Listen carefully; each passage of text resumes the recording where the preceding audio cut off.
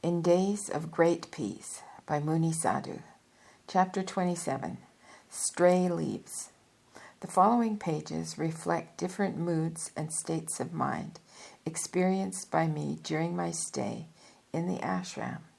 Reading them now through the perspective of almost 1 year, I see the changes which were and are still taking place in the being called me. I have put these fragments together into one chapter, as they are mostly short and of a fleeting, sporadic character. My whole attitude towards the world and human beings changed greatly, as I have mentioned before, but these modifications took place spontaneously and almost unconsciously. I first noticed that my behavior under certain conditions had formerly been quite different, and that now those very situations appeared to me in quite another light. The desire for synthesis had now become the dominant note of my moods, desire to attain such a state of consciousness as would enable me to see everything in its true light, with no personal coloring. I felt that such a level exists, and I wanted to find it at any cost. I also knew that it would not be found in the realm of mental theories, for I had changed those many times during the long years of my research. This search for a synthesis would probably be painful and accompanied by an intense inner conflict if experienced anywhere other than in the ashram. The presence of the saint puts an end to all intellectual stunts. Here, one's roots simply grow into truth. Religious prejudices and occult theories likewise dropped away of themselves.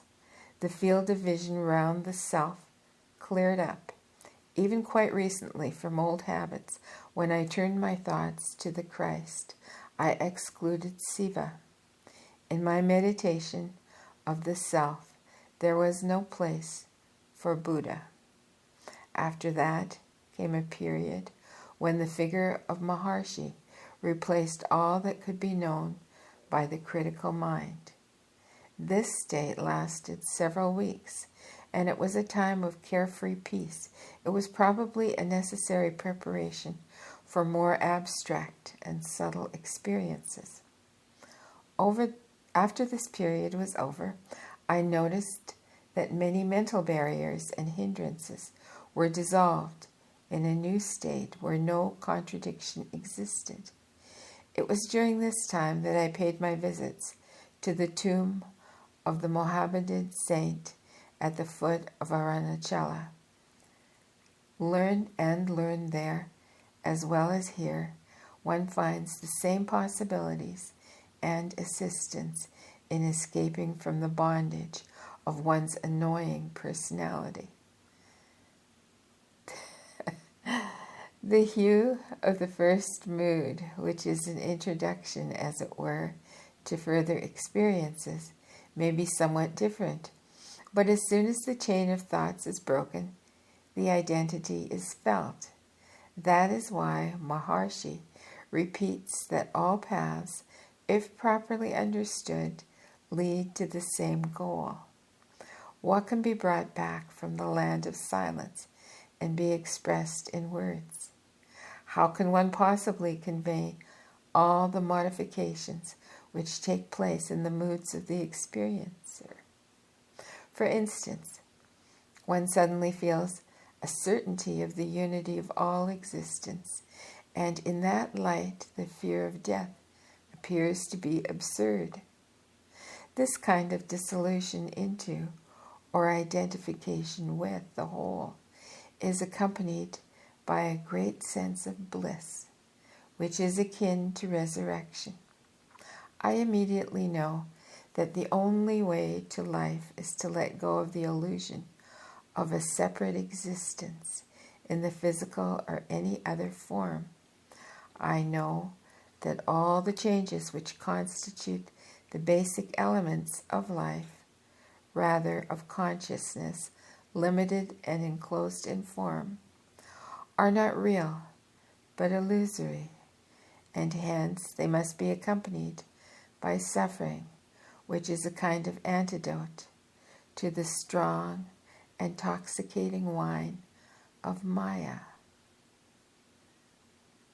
This brings an unshakable conviction that all activity, if performed with attachment, forges new chains of existence in forms, and hence new waves of suffering, that there is nothing absolutely necessary, and that all the anxieties concerning the future of humanity or its particular races and nations are simply a waste of energy, and that our foremost task is to know our own little world and to find our own real self. Of course, we can be tools in the great plan, which is realized by the Most High according to His own will and design. But to think that we are performing any action is sheer illusion.